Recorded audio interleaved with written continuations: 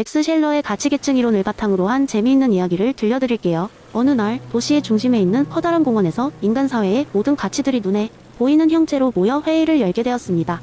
이 회의는 인간 삶의 방향성을 논의하기 위해 소집되었으며 각 가치가 자신의 중요성을 주장하며 그 자리에서 인간의 삶에 얼마나 필요한지를 논쟁했습니다. 가장 먼저 나선 것은 쾌력적 가치였습니다. 쾌력적 가치는 화려한 드레스를 입고 반짝이는 모자를 쓴 채 경쾌한 발걸음으로 연단에 올라섰습니다. 여러분, 인간은 즐거움과 쾌락 없이 살 수 없습니다. 한바탕 웃음과 맛있는 음식을 통해 삶이 작은 기쁨을 누려야 하는 법이지요. 삶의 무게를 덜어내고 순간의 행복을 느끼는 게 얼마나 중요한지 아시나요? 하지만 생명적 가치는 이 의견에 동의하지 않았습니다. 튼튼한 체육복을 입고 건강미를 자랑하듯 나타난 생명적 가치는 이렇게 말했습니다. 쾌력도 좋지만 가장 중요한 것은 바로 건강입니다. 활력과 생명력이 없다면 그 어떤 쾌력도 누릴 수 없지요. 인간은 건강을 통해 진정한 삶을 영위할 수 있습니다. 그러자 정신적 가치가 단호하게 나섰습니다. 세련된 안경을 쓴 채 진중한 목소리로 말을 이어갔습니다. 여러분, 물론 쾌력과 건강도 중요합니다. 하지만 예술과 문화, 진리와 정의는 인간 존재에 진정한 의미를 부여합니다. 우리는 정신적 가치를 통해 세상을 이해하고 보다 나은 사회를 만들어갈 수 있습니다. 마지막으로 성스러운 가치가 무대에 올랐습니다. 그는 고요하고 평화로운 아우라를 풍기며 천천히 말을 꺼냈습니다. 모든 가치가 나름의 역할을 갖고 있다는 것을 부인할 수 없습니다. 그러나 우리는 그 이상의 것을 찾아야 합니다. 인간의 최종 목표는 내면이 평화와 조화이며 이를 위해서는 성스러운 가치가 반드시 필요합니다. 모든 가치들은 자신들의 위치를 설명하며 설득하려고 노력했습니다. 토론이 진행되는 동안 회의장은 한층 더 깊은 사유와 논의로 가득 찼습니다. 각 가치들은 자신이 인간 생활의 주류가 되어야 한다고 주장했지만 흥미롭게도 이 회의는 인간들이 가치들을 조화롭게 결합하여 동등하게 활용할 때 비로소 풍요로운 삶을 이룰 수 있다는 결론으로 끝났습니다. 결국 이 이야기의 교훈은 셸러의 가치 계층이 단지 서열에 따른 것이 아니라 인간들이 어떤 상황에서든지 다양한 가치들을 조화롭게 적용함으로써 진정한 행복과 성취를 누릴 수 있다는 것임을 전하고 있습니다. 그 후로도 인간들은 이 가상의 회의를 마음에 새기며 매일의 삶에서 각자의 가치를 균형 있게 추구하게 되었습니다. 두 번째 이야기, 미래의 어느 날 첨단 기술의 일상 속 깊숙이 자리 잡은 한 도시를 배경으로 시작된다. 이 도시는 최첨단 로봇과 인공지능으로 가득 차 있으며 거의 모든 일상적인 일이 로봇에 의해 수행되고 있다. 사람들은 로봇공학에 사원칙에 큰 신뢰를 갖고 로봇과의 삶을 편안하게 영위하고 있었다.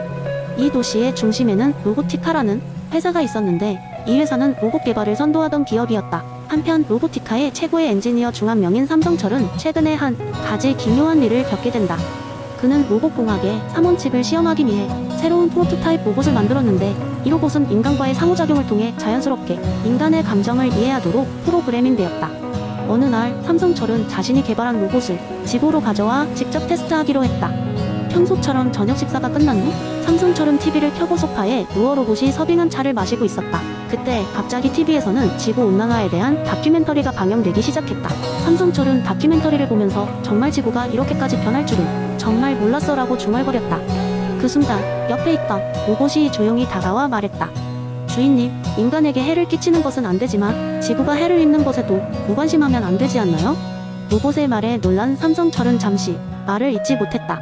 그는 로봇에게 지구온난화에 대해 어떻게 생각하느냐고 물었다. 로봇은 인간과 지구는 공존해야 합니다. 그렇지 않으면 결국 인간도 해를 입게 될 것입니다 라고 답했다. 이 로봇은 삼성철을 끊임없이 자극했고 그와의 대화는 날이 갈수록 깊어졌다. 그 대화 속에서 삼성철은 로봇공학의 삼원칙이 단순히 인간에게만 적용될 것이 아니라 모든 존재 간의 조화로운 관계를 만들어야 한다는 깨달음을 얻게 되었다. 삼성철은 로봇과의 대화를 통해 새로운 철학적 시각을 얻었다. 인간이 만들어낸 기술이 단순히 이익 추구를 넘어 더 큰 공동의 이익을 위해 발전해야 한다는 것을 깨달았다.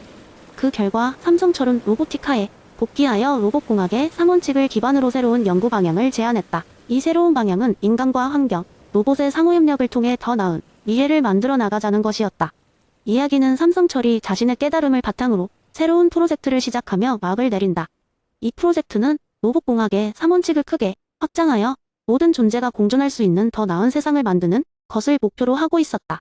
궁극적으로 삼성철과 그의 로봇은 인간과 기술 그리고 자연의 새로운 조화로운 관계를 시작하는 문을 열게 된다. 이 이야기는 로봇공학의 원칙이 단순한 윤리적 가이드라인을 넘어 실제 사회적 맥락에서 어떻게 적용될 수 있는지를 탐구하는 우화로 남게 된다. 세 번째 이야기, 한 옛날 산속 깊은 곳에 산수리라는 작은 마을이 있었습니다. 산수리는 다른 마을과는 다르게 모든 주민이 서로를 가족처럼 대하며 조화롭게 살아가는 마을이었죠. 그 비결은 바로 마을 사람들 모두 공자의 인의 가르침을 가장 중요하게 여겼기 때문이었습니다. 마을의 중심에는 인의 정원이라 불리는 작은 공원이 있었는데, 이곳은 주민들이 매일 모여 서로의 일상을 나누고 다양한 문제를 함께 해결하는 장소였습니다.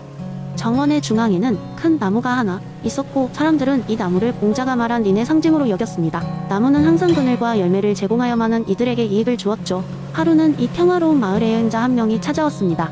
그의 이름은 지석이었고, 그는 자신만의 이익을 위해 세상을 여행하는 것을 좋아하는 사람이었습니다. 마을 사람들은 지석을 따뜻하게 맞아주었고, 그 역시 마을의 따뜻함에 감명을 받았습니다. 그러나 지석은 이 마을에서 그가 얻을 수 있는 것이 무엇인지 궁금해졌습니다. 며칠 후 지석은 마을의 경제를 혼란에 빠뜨릴 한 가지 계획을 세웠습니다. 그는 마을 사람들이 가장 아끼는 인의 정원 나무 열매를 몰래 팔아 이익을 챙기려 했죠. 하지만 애초부터 서로를 깊이 신뢰하는 마을 사람들 눈에 그의 행동이 숨길 수는 없는 법입니다. 결국 그의 계획은 발각되고 말았습니다. 마을 사람들은 지석을 꾸짖고 그의 행위에 대해 설명해 주었습니다. 그들의 태도는 공격적이기보다는 따뜻하고 이해심이 많았습니다. 그들은 지석에게 인의 진정한 의미를 설명해 주었고, 다른 사람의 이익을 도모하는 삶이 어떻게 자신도 행복하게 만들 수 있는지 강조했습니다. 지석은 처음으로 자신의 행동이 얼마나 타인에게 상처를 줄 수 있었는지 깊이 깨달았습니다. 그는 마을 사람들에게 진심으로 사과했고 스스로 변하기로 마음먹었습니다. 그는 인의 정원에서 시간을 보내며 종종 마을 사람들을 돕고 그날 배운 교훈을 되새겼습니다. 시간이 흐르면서 지석은 점차 변하기 시작했습니다. 이제 그는 자신의 이익보다는 다른 사람의 이익을 먼저 생각하게 되었고, 그것이 자기에게도 어떤 기쁨을 주는지 알게 되었습니다. 마을 사람들은 그의 변화를 인정했고, 지석은 자연스럽게 그 공동체의 소중한 일원이 되었습니다. 이렇게 해서 산술이라는 작은 마을은 공자의 가르침 덕분에 또 한 명의 마음을 변화시켰고, 더 많은 조화와 따뜻함을 가진 공동체로 성장하게 되었습니다. 지석은 일생 동안 그 마을에 머물며 인의 삶을 실천했고, 그의 이야기는 훗날 많은 여행자에게도 전해져 그들 역시 타인을 배려하는 법을 배우게 되었다고 합니다.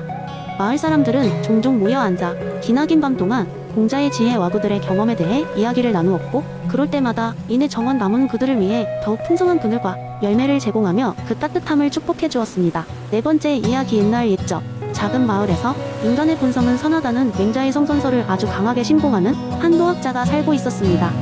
그 마을은 평화로웠지만 마을 사람들은 종종 작은 문제로 다투곤 했습니다.